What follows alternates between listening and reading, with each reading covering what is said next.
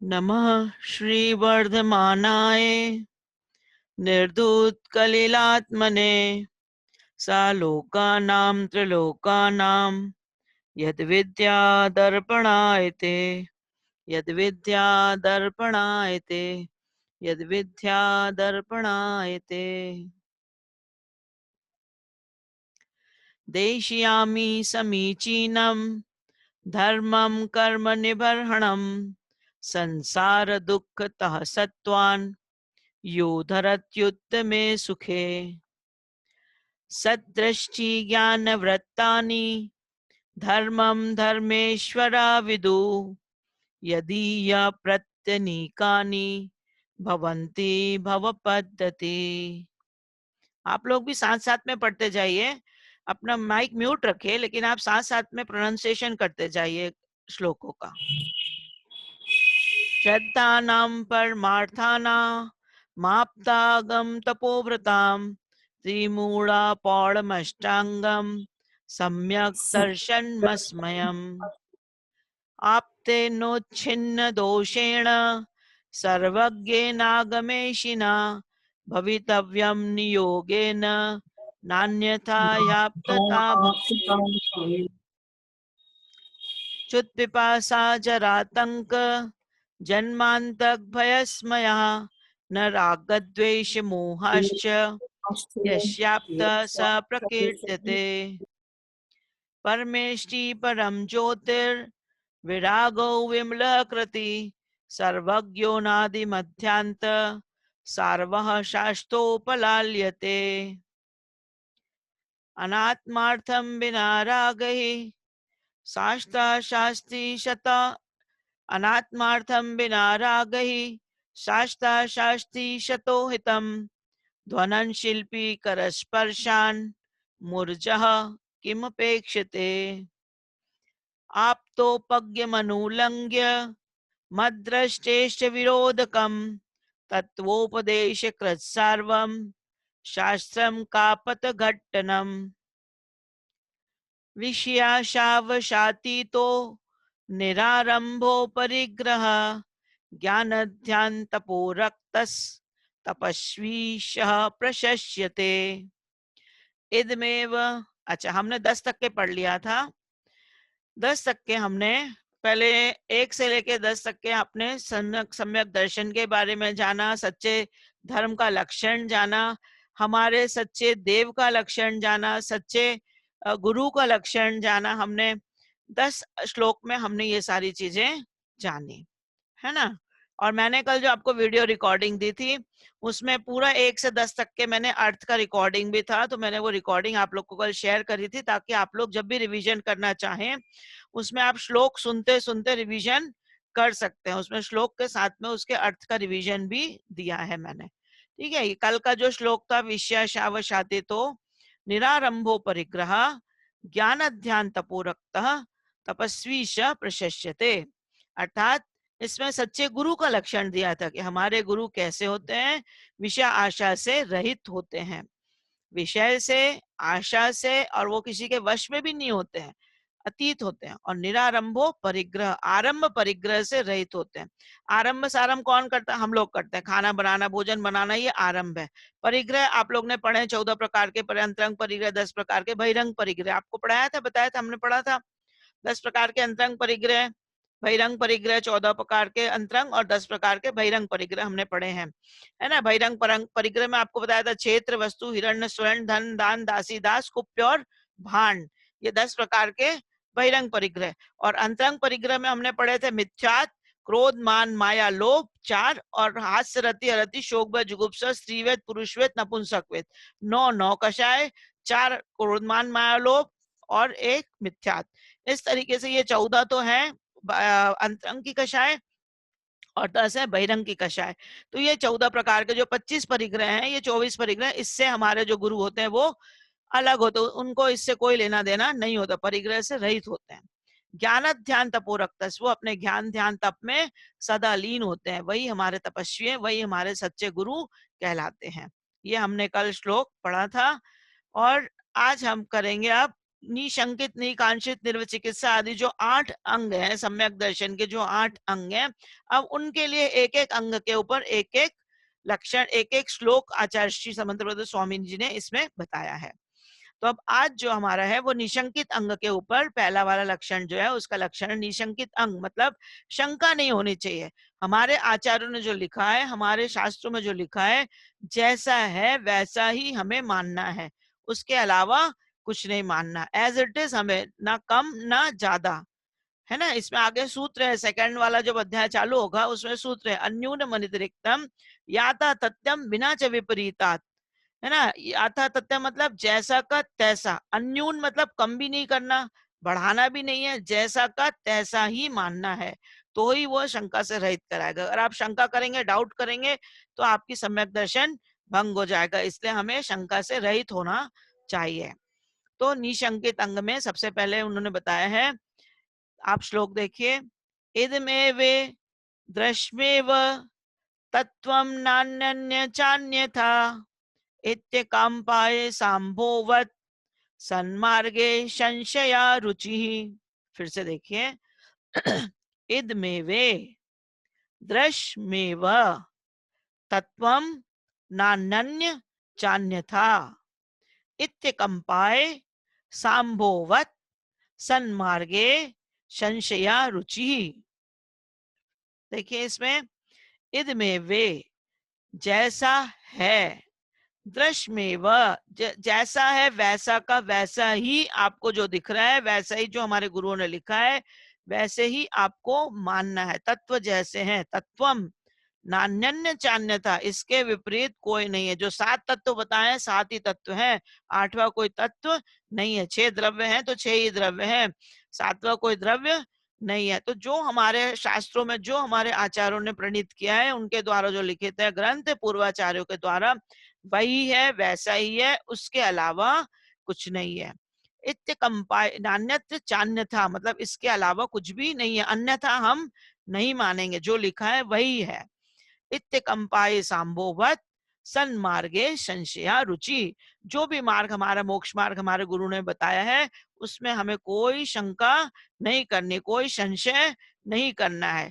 इत्ते कंपाय सांभोवत मतलब जैसे तलवार होती है ना, तलवार को गर्म करके जब उसके ऊपर पानी चढ़ाया जाता है, उसको गर्म करने के बाद पानी में जैसे डुबाते हैं, तो एक बार जो लेयर पानी की चढ़ जाती है, तलवार टूट जाएगी, लेकिन उसका वो पानी का लेयर जो उसके ऊपर चढ़ा है वो निकलता नहीं है।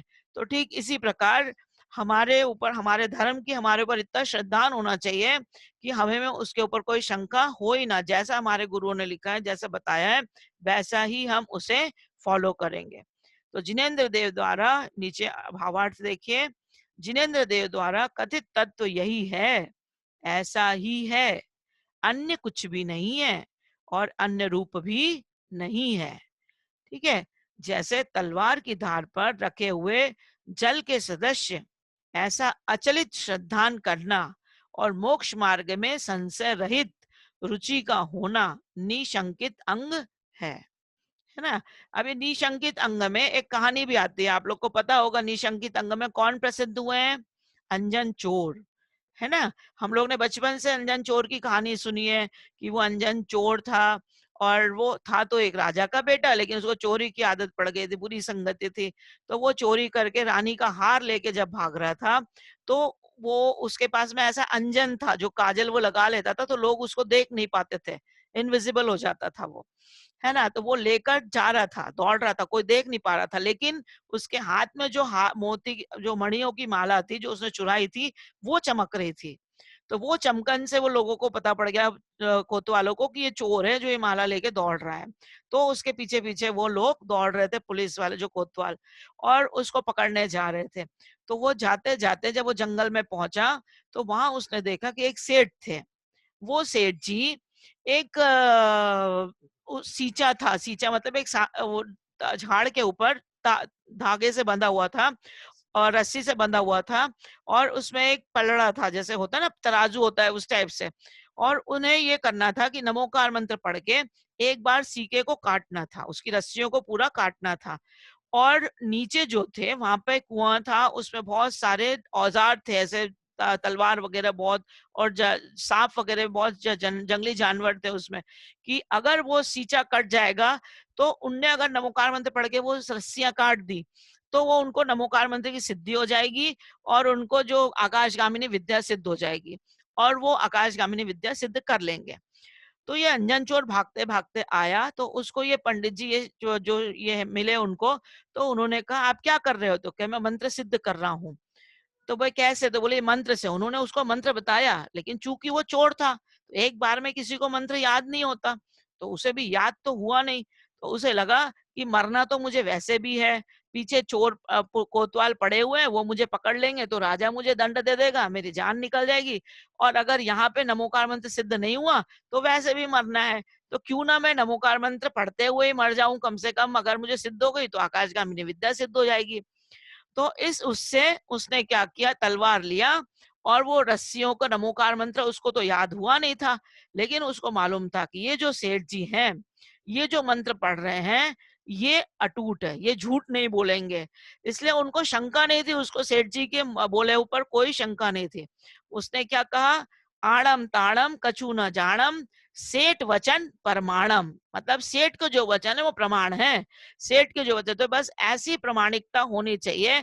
उसको सेठ वचन के ऊपर शंका नहीं था कि अगर मैं इनकी बात नहीं मानूंगा तो मैं कूद जाऊंगा या डूब जाऊंगा या नीचे खा जाएंगे मुझे ये जंगली जानवर, या मैं मर जाऊंगा। उसने तो बिना सोचे समझे शंका रहित होकर रस्सी को काट दिया और उसे आकाशगामिनी विद्या सिद्ध हो गई और वो सीधे अंजन से निरंजन बन गया। तो इसी प्रकार से हमें भी अगर अपने तत्वों के ऊपर श्रद्धान है, देव शास्त्र गुरु पर श्रद्धान है, तो हम भी अपने इस जीवन को सफल कर सकते हैं। ये निशंकित अंग की कथा है। ठीक है, तो ये निशंकित अंग, इसमें इदमेव दृश्मेव तत्वम नान्य चान्य था इत्य कंपाय सांभोवत सन्मार्गे संशया रुचि।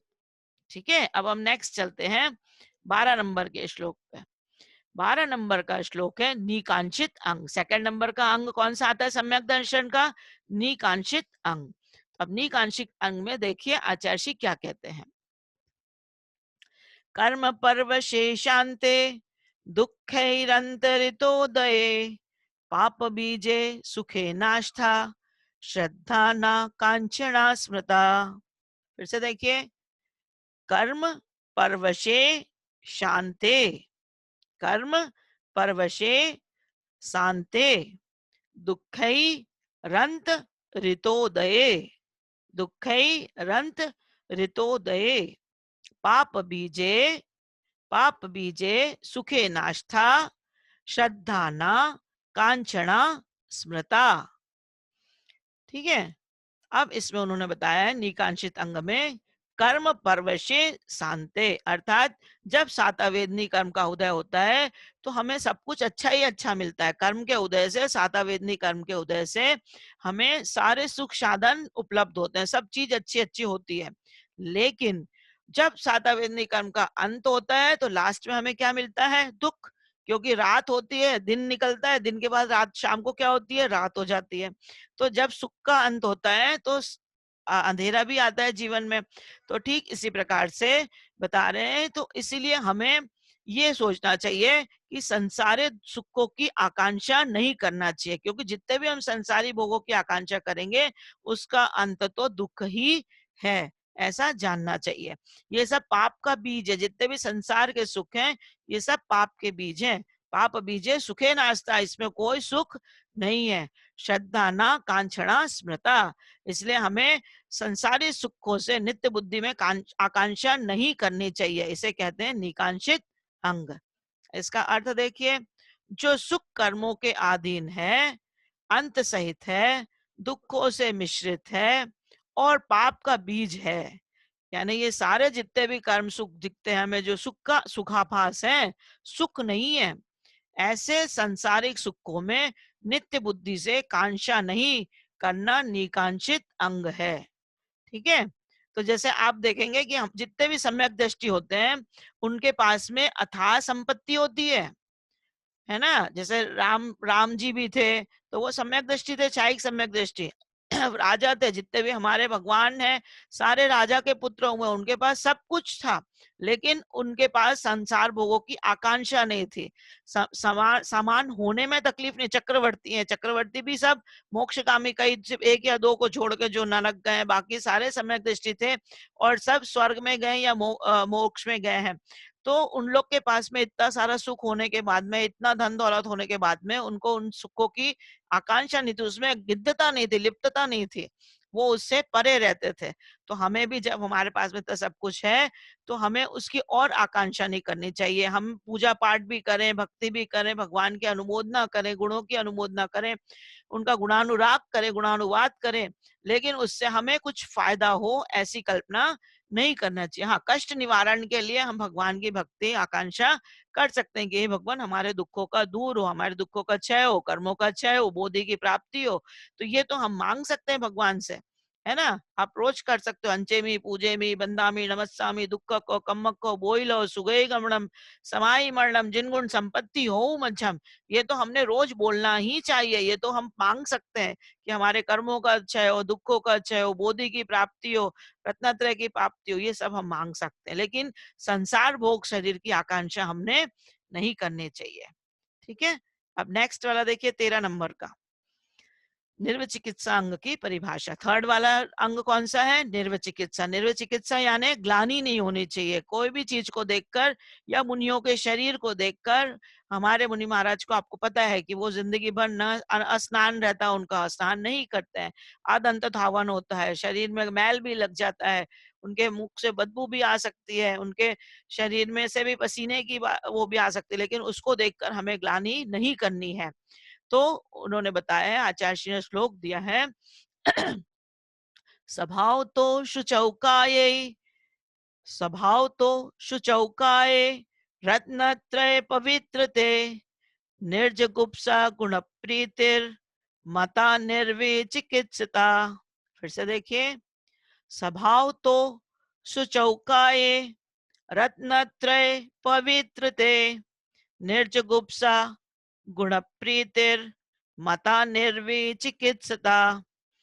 जब भी आप ये प्रोनाउंसिएशन देखें, जैसे ये गुण प्रीति, प्रीति है ना, ये संयुक्त अक्षर है, तो ये संयुक्त अक्षर इसके पहले वाला अगर ह्रस्व स्वर है, छोटा है, तो उसके ऊपर इसका प्रोनाउंसिएशन पड़ता है, इन्हें स्वराघात होता है। गुण प्रीतिर कहेंगे इसको, गुण प्रीतिर। ठीक है। गुण प्र इसके ऊपर जब भक्तामरप पढ़ते ना, भक्तामर, तो मरप, भक्तामरप प्रणते मौल्य मणि प्रमाण प्र है और आगे वाला अक्षर र है, तो मक्तामरप प्रणते मौल, प का प्रोनाउंसिएशन र पे भी आता है और आगे भी प्र पूरा बोला जाता है। तो ये संयुक्त अक्षर होते हैं, उसका प्रोनाउंसिएशन इसके पहले वाले शब्द के ऊपर भी पड़ता है। तो आप ये देखिए, स्वभाव तो सुचौ काये, रत्नत्रय पवित्रते, निर्जगुप्सा गुण प्रीतिर, ये र इधर आ जाएगा, गुण प्रीतिर, मता निर्वि चिकित्सिता, मता निर्वी चिकित्सिता। अर्थात हमारा जो ये शरीर है, जो हमारे पास है, ये आपने उसमें भी पढ़ा, 6 डाला में भी पढ़ा हमने कि 9 माल 9 मल बहे जिनके आ रही है ना, 9 मल हमारे शरीर से बहते रहते हैं, 2 नाक से, 2 कान से, मुख से लार बहते रहती है, सारे शरीर से यूरिन स्टूल सारा हमारे शरीर से मल निकलते रहता है ना, खून रक्त पिप सब निकलते रहता है।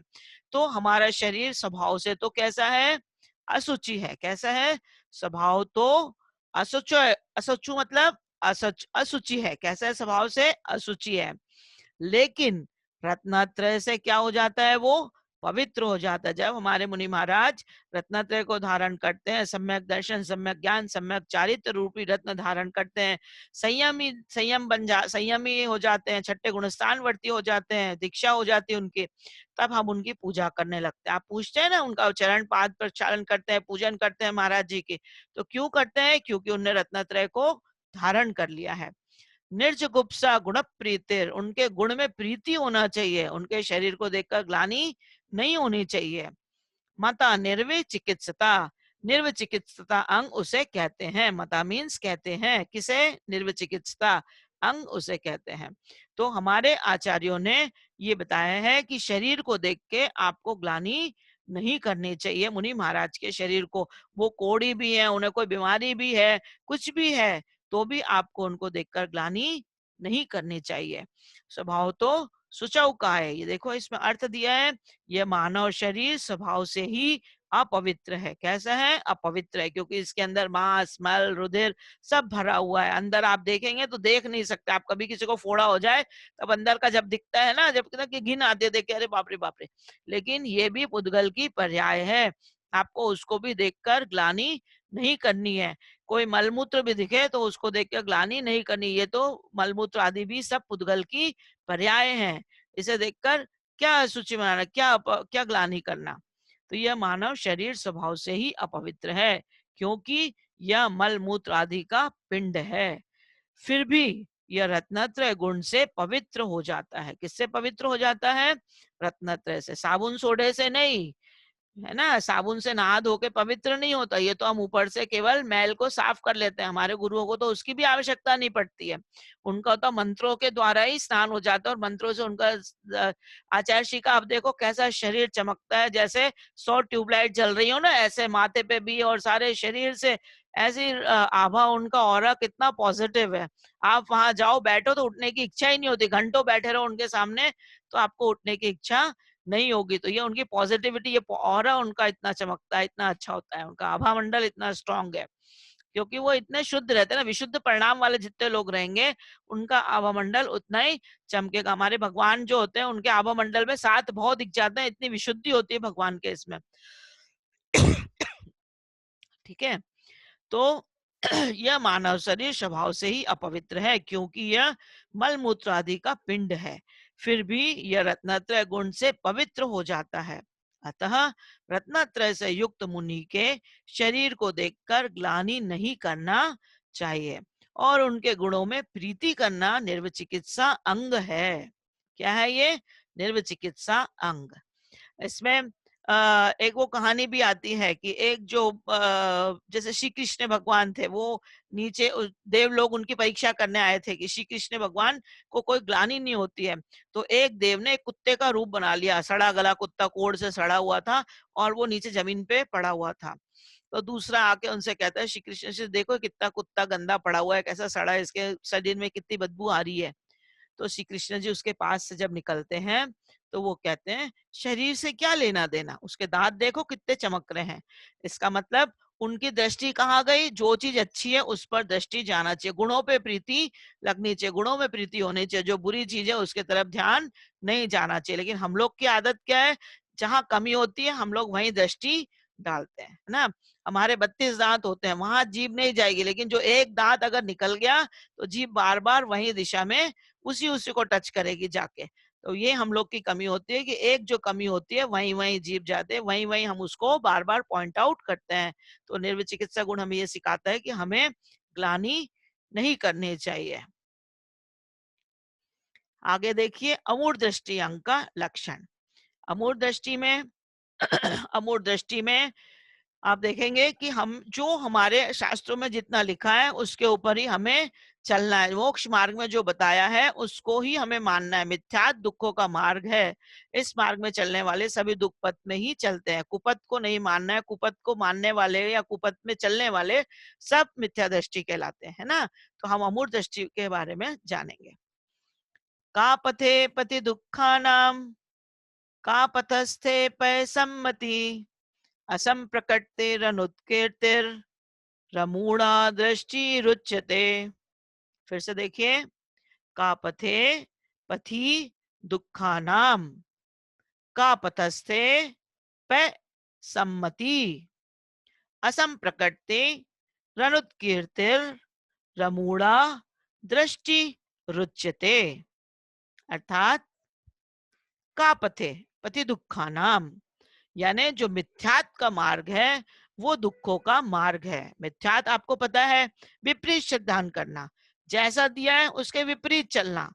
हमने पढ़ा है कि हमारे सच्चे देव कैसे होते हैं, तो हम उसके विपरीत चलेंगे तो क्या हो जाएगा? जहां गए वहां हमने सर झुका लिया, यहाँ गए वहां, जहाँ गए वो गुरु, हाँ वो मंदिर, वो सब जगह आपने कर लिया। तो इसका मतलब क्या हो गया? आपको मिथ्यात है आप। हम्म। वंदना, कोई क्वेश्चन है तुम्हारा? You are raising hand. हाँ, आप अनम्यूट करके कुछ क्वेश्चन किसी का हो तो पूछ लो, या मैं 2 मिनट के लिए। हेलो, हाँ बोलो। निशांकित अंग में तो अंजन चोर की कहानी बताई तुमने, हाँ और बाकी दूसरे अंग में निर्विचित हाँ हाँ हाँ, निकांचित उसमें भी। निकांचित अंग में। हाँ कहानी तो है, लेकिन अगर मैं मैं आप लोग बोलोगे तो मैं कहानियां बता दूंगी। 8 अंग की 8 कहानी है ना। हाँ हाँ हाँ हाँ हाँ। 8 अंग की 8 अच्छा। कहानी है। इसमें भी जो निर्वित चिकित्सा है उसमें भी ग्लानि वाली कहानी है कि देव ऊपर से हाँ आते हैं वो राजा रानी को देखने के लिए कि वो ग्लानि नहीं करते हैं, तो मुनि महाराज बन के आते हैं और फिर वो देव उनके घर आहार लेते हैं, मतलब मुनि महाराज के रूप में। और जब वो राजा रानी आहार दे देते हैं जो सेठ सिठानी, तो फिर वो मुनि महाराज जी पूरा वमन कर देते हैं, उल्टी कर देते हैं। लेकिन वो सेठ अच्छा अच्छा। सिठानी निर्विचिकित्सा अंग के धारी होते हैं, वो उनको ग्लानि नहीं होती। उनको लगता हमने कैसा आहार दे दिया कि हमारे गुरु को वॉमिटिंग हो गई, उल्टी हो गई। तो वो पूरा साफ हाँ करते हैं और पूरा मतलब उनका अच्छे से साफ सफाई करके और फिर उनसे क्षमा याचना करते हैं कि हे गुरुवर, हमसे कैसी गलती हो गई कि हमारे द्वारा दिया हुआ आहार से आपको वमन हो गया, आपके वॉमिटिंग हो गई। तो ये निर्विचिकित्सा गुण की भी उसमें वो थी, कहानी है। कथा। हाँ। हर हर अच्छा एक अंग अच्छा की अच्छा। कहानी है। ये अमूर दृष्टि हाँ में हाँ भी हाँ रेवती रानी की कहानी है कि उनको बताया गया था कि समोशरण लगता है, मतलब पहले बताया कि 11 रुद्र होते हैं ना। रुद्र मतलब, तो वो हाँ बोले एक और रुद्र का लगा है, चलो चमत्कार आए, एक रुद्र है ये है, तो चलो देखने चलेंगे। तो वो कहती है 11 रुद्र थे और वो हो गए, अब कोई रुद्र नहीं हो सकते। फिर कहेंगे हाँ उसको कि चलो समूहशरण लगा है, समूहशरण देखने सारे पूरे समाज के लोग जा रहे, पूरा नगर का नगर ढुर जा रहा है। लेकिन वो कहती है रेवती रानी, मुझे नहीं जाना है। मेरे तो 24 हाँ। तीर्थंकर थे और 24 तीर्थंकर हो चुके, 25वें तीर्थंकर हो ही नहीं सकते। नहीं हो तो ये सकते। अमूर्त हाँ। दृष्टि अंग में वो रेवती रानी फेमस हो गई थी, ठीक है ना। तो और ये हर निकांशित में कौन सी कहानी है? निकांशित में दूसरे में, निकांशित अंग में। अनंतमती रानी की कहानी है निकांक्षित अंग में, अनंतमती की। इसके आगे भी मैं कहानी वाला शेयर कर दूंगी, आपको चाहिए होगा तो। इसकी कहानी ये मैंने हाँ एक्चुअली छोटा वाला लिया, सम्यक रत्नाकरण शाहुकाचार्य का। जो बड़ा वाला हाँ है हाँ ना हाँ ग्रंथ है, उसमें 400-500 पेज का था। तो वो कहानी एक एक की कहानियां, ऐसा बहुत सारी कहानियां रत्नाकरण शाहुकाचार्य में। आप लोग कहेंगे हाँ। तो मैं आप लोग को बता दूंगी, मुझे कोई प्रॉब्लम नहीं है। हाँ कहानी हाँ, है। बता देना। हाँ जी बता उससे देंगे, कल से उससे शेयर और याद करते रहता जाऊंगी। हमेशा फिर। हाँ हाँ ठीक है, उसको मैं बता दूंगी। कहानियां हैं इसकी, सभी एक एक अंग की कहानी है। आगे भी और आएंगे तो उसमें भी कहानियां हैं। अमूर दृष्टि में कहानी से रेवती। जल्दी समझ आ जाता है, हाँ कहानी से अच्छा समझ आ जाता है। जी जी ठीक है, मैं आपको कहानी भी बता दिया करूंगी। इसलिए मुझे लगा आप लोग को लेट होगा, कहेंगे किससे कहानी में टाइम वेस्ट कर देते हैं, तो मैंने इसलिए किससे कहानी थोड़े, मैंने कहा पता नहीं सबको कैसा लगता है। आप लोग कहेंगे तो मैं बता दूंगी, ठीक है। बिल्कुल। भले शॉर्ट में बताना, लेकिन बता देना। हाँ हाँ जरूर जरूर जरूर। तो थैंक ये यू। वाला देख लीजिए 14 नंबर का पते पति दुखा नाम का पतस्ते पै सम्मति असम प्रकृतिरनुत्कीर्तिर रमूढ़ा दृष्टि रुच्यते।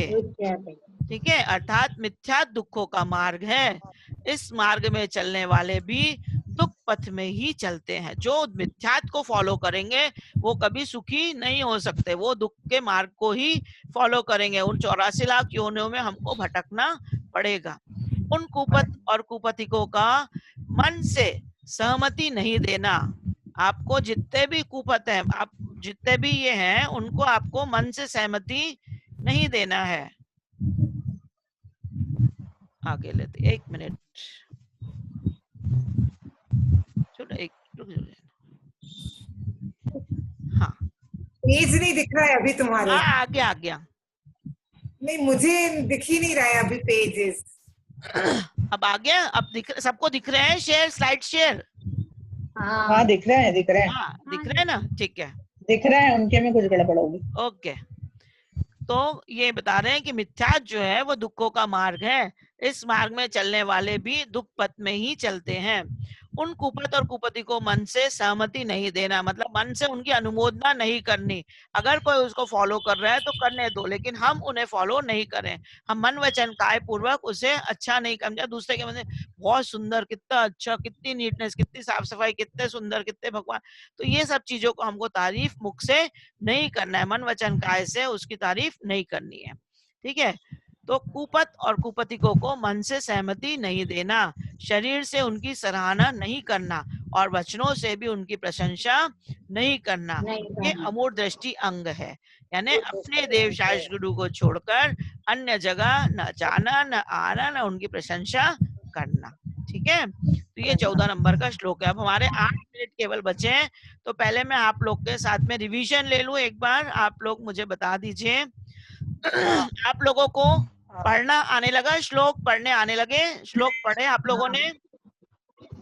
पढ़े पढ़े साथ अच्छा, पढ़े साथ में पढ़े। अगर कोई मुझे पढ़ एकदम के पूरे सुना क्लियर सकता तो नहीं होते, है? हाँ कहीं कहीं थोड़े से रह जाता है, हाँ, तो mistake जो हो किसी जाती को है। कोई प्रॉब्लम है तो आप पूछ सकते हैं। अगर कहीं प्रोनाउंसिएशन गलत हो रहा हो तो आप पूछ सकते हैं, तो आपका प्रोनाउंसिएशन मैं ठीक करा दूंगी, है ना। तो लास्ट के 5-7 मिनट में आप एक बार रिवीजन कर सकते हो श्लोक का। फिर से किसी को आप लोग सब म्यूट अनम्यूट करके अपना रिवीजन करके मुझे सुना दो, तो मैं समझ जाऊंगी आप लोगों को पढ़ना आने लगा है ना।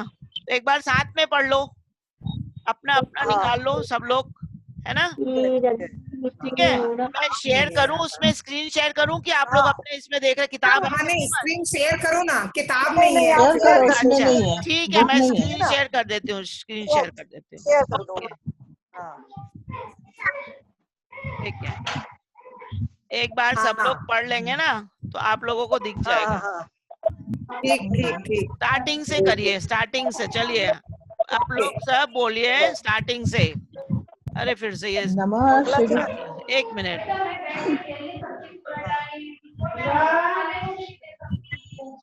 हाँ नमः श्री वर्धमानाय नमः शिव कलिलात्मने आलोकानां लोकानां यद विद्या दर्पणायते एक बार तुम बोलते जाओ, देश्यामि सेकंड हम लोग समीचीनम। रिपीट करेंगे। ठीक है, देश्यामि समीचीनम धर्मं कर्मणम्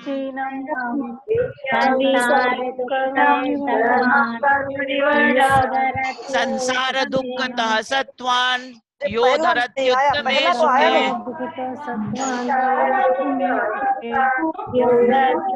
नहीं। सदृष्टि ज्ञान वृत्तानि धर्मं धर्मेश्वर विदु। सदृष्टि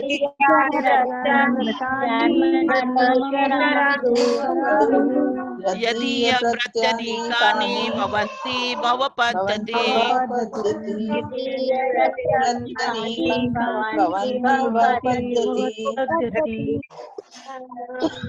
श्रुत पिपासा जरातंक जन्म एक मिनट अनात्मार्थम बिना रागहि शास्ता शास्त्री सतोहितम शिल्पी करस्पर्शान ऊर्जा किंपेक्षते।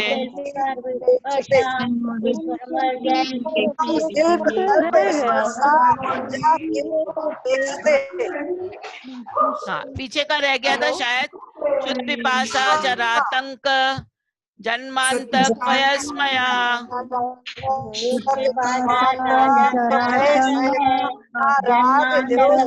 न रागद्वेष मोहाश्च यस्याप्तः स प्रकीर्त्यते।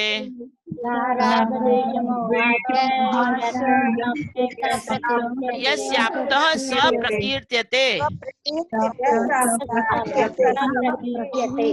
परमेष्टि परम ज्योतिर परमेष्टि परम ज्योतिर विरागो विमला कृति सर्वज्ञो नादि मध्यांतः सर्वः शास्त्रोपलाल्यते। अनात्मार्थं विना रागहि शास्ता शास्त्री सतोहितम् ध्वनं शिल्पी करस्पर्शान् मूर्जः किमपेक्षते मूर्जः किमपेक्षते। आप तो सत्यमनुलंघ्य मद्रष्टेश विरोधकम तत्वोपदेश कृत सर्वम शास्त्रम कापत घट्टनम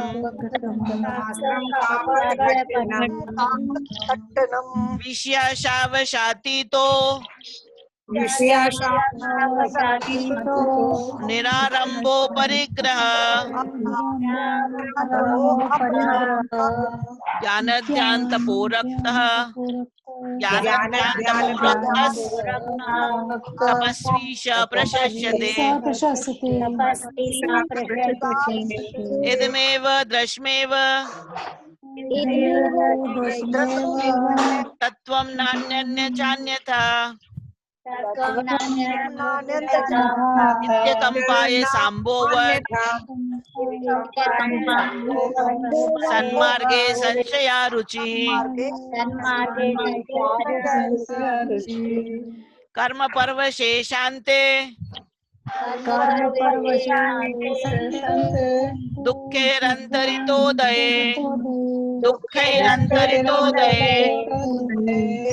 पाप बीजे सुखे नास्था श्रद्धा न कांचना स्मृता स्वभाव तो सुचौकाए रत्नत्रय पवित्रते निर्जुगुप्सा गुण प्रीतिर मता निर्वेचिकित्सता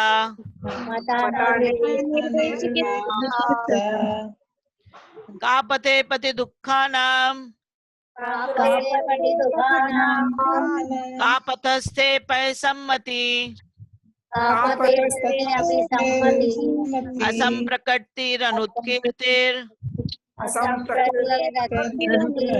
रमूढ़ा दृष्टिरुच्यते। हमने पूरे श्लोक का यहाँ तक के हमने पढ़ा। अब हम जिनवाणी स्तुति करेंगे। 1 मिनट बचा है ना। ऐसे आप लोग रोज श्लोक पढ़ोगे तो आपको श्लोक पढ़ना आ जाएगा। हाँ बोलो। एक जन से है ना। हाँ एक जन से एक श्लोक पढ़वाएंगे ना तो सही समझ में आएगा। ओके कल से ऐसे ही करेंगे। कल से लास्ट के 10 मिनट में आप लोग श्लोक पढ़ेंगे। ठीक है। जिनवाणी स्तुति करो। 1 मिनट बचा है। ठीक है। जिनवाणी स्तुति। जावाणी के ज्ञान से सूझे लोक सो वाणी मस्तक नमो सदा देत होडो। हे जिनवाणी भारती जपो दिन रैन जो तेरी शरण आ गए सो पावे सुख चैन। देव जो अरिहंत को गुरु से हो निर्ग्रंथ दया धर्म पाले सदा यही मोक्ष का पंथ यही मोक्ष का पंथ यही मोक्ष का पंथ। जिनवाणी माता की जय। लास्ट लाइन दोबारा पढ़िएगा। जिनवाणी की लास्ट लाइन। अच्छा यही मोक्ष का पंथ जो है ना। जिनवाणी के ज्ञान से सूझे लोक जावाणी मस्तक के सदा देत हो डोक। हे जिनवाणी भारती तोय जपो दिन रैन जो तेरी शरण आ गए सो पावे सुख चैन। देव जो अरिहंत को गुरु से हो निर्ग्रंथ दया धर्म पाले सदा यही मोक्ष का पंथ।